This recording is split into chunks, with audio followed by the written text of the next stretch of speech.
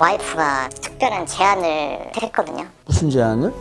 마음에 드는 이성이 있으면 한번 뭐 연애를 해봐라. 어떻게 아내 입에서 그런 얘기가 나오지? 당신은 가서 여자를 만나도 돼. 바람 피워. 그 얘기잖아. 자기도 핀다라는 거야.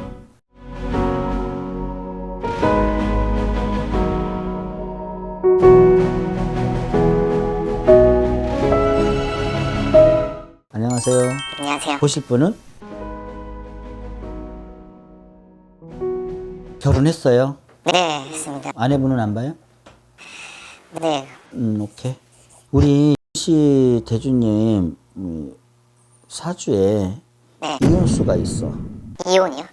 이게 부부 자리가 약하다는 거고, 아, 이게 자식 자리가 약하다라는 거야. 부부 자리가 약하다라는 것은 살면서 이혼을 한다던가 아니면 부부 관계를 안 한다던가, 그럼으로 인해서 아기도 가질 수 없는 좀 씨가 조금 약하다. 아, 네. 그렇게 보시면 돼요. 지금 자식이 있어요, 없어요? 없습니다. 못 갖는 거야, 안 낳는 거야? 둘 다 복합적이긴 한데요. 초반에는 좀 가지려 보고도 했는데 나중에는 좀 그런 관계도 적어지고 하면서 그냥 자연스럽게 조금 그냥 둘이 살게 되는 것 같아요. 그리고 강아지를 또 키우고 있으니까 본인 팔자에 자식이 자리가 약하기 때문에 없는 건 당연한 거예요. 누구의 잘못도 아니라 그래. 다 우리는 씨는 다 나라 천대주 아니시냐. 갑진이 현행문이죠.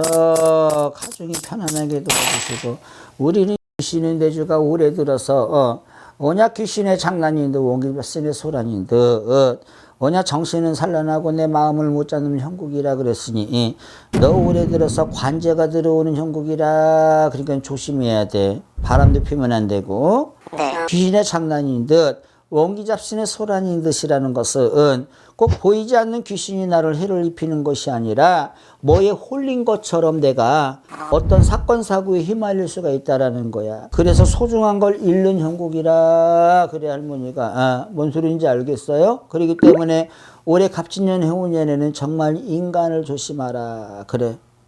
지금 고민이 뭐야? 이게 약간 귀신 쓰였단 말을 들으니까 좀 약간 소름 돋기도 하는데 결혼한 지 거의 이제 15년째 됐는데요. 다른 사람들도 다 그렇겠지만 뭐 계속 살다 보니까 좀 관계도 점점 줄어들고 하면서 이제 뭐 집에 와도 그냥 거의 대화도 없고 하면서 좀 와이프랑 좀 거의 권태기 이상이 온 것 같아요. 당연히 각방을 쓸 것이고. 네네. 근데 뭐가 문제인데? 와이프가 갑자기 좀 특별한 제안을 했거든요. 무슨 제안을? 말해, 괜찮아. 뭐 이제 일을 하면서 아니면 뭐 마음에 드는 이성이 있으면 한번 뭐 연애를 해봐라. 뭐 자유롭게 한번. 네네. 그러면 아내가 지금 남자친구 있나? 그것도 좀 잘 모르겠어요. 그럴 거라고 생각하지 않았는데 또. 어떻게 아내 입에서 그런 얘기가 나오지? 그래서 저도 그건 좀 아닌 것 같았는데 또 살아오면서 너무 이렇게 되게 무미건조하게 살다가 연애 뭐 이런 걸 생각을 해보니까 또 이러면 안 되는데 설레는 부분이 있긴 한데, 근데 또 이게 또 우린 이미 부부 사이잖아요. 그렇지. 근데 이게 또 바람을 피는 느낌인 것 같기도 한데 와이프가 또 허락을 했다면 네, 어떻게 받아들여야 할지를. 나는 상담을 하면서 이런 일은 처음인데 뭐 서핑 하자라는 것도 아니고 당신은 가서 여자를 만나도 돼. 바람 피워. 그 얘기잖아. 자기도 핀다라는 거야. 그렇겠죠. 근데 바람이라고 하기보다 그냥 자유롭게 연애를 해라고 얘기를 하니까, 근데 이게 정말 연애를 하다가 진짜 눈이 맞고 마음이 맞아서 이혼을 해도 되는 건가? 와이프도 그렇게 생각을 하고 있는 건가? 그럼 그 부분에 대해서 한번 물어보지 그랬어. 안 물어봤어? 네, 근데 그 자리에서 그 선뜻 얘기를 하면 너도 원하고 있구나 이렇게 그냥 오해를 받을 것 같기도 하고. 그렇지. 그런데 예를 들어서 자네가 정말 여자를 만나서 따뜻하고 엄마 같고 정말 나를 잘 챙겨주고 그런 편안한 여자를 만나면은 당연히 외박을 하게 되고, 그러다 보면은 이혼 생각도 나는 것이고, 그럼 쿨하게 아내분이 당신 그래 그럼 그 여자 만나서 잘 살아 이혼해줄게 하면 자네 마음은 어떨 것 같아? 속상하긴 한데 그 상황이 만약 됐을 때 제가 그런 쪽으로 사랑에 빠져 있다면 당연히 가는 거지. 네네. 그럼 그런 생각까지 하고 본인이 바람을 피워야 되는 거잖아. 근데 또 아내가 자네를 지금도 사랑은 하고 있어? 그걸 잘 모르겠어요. 정말 진짜 남자가 있어서 저한테 그런 제안을 하는 건지 아니면 정말 순수한 마음 그런 건 모르겠지만 한번 해보라고 말한 의도를. 순수했으면 과연 그런 얘기를 했을까? 그쵸. 우리 씨 대주는 성적으로서 아내와의 그런 단절이 됐잖아. 네. 그런 일단 불을 붙여줬잖아. 네네. 그 말 한마디에 본인한테는 상처도 물론 됐지만은 네. 나를 또 설레이게 불을 붙여놨어.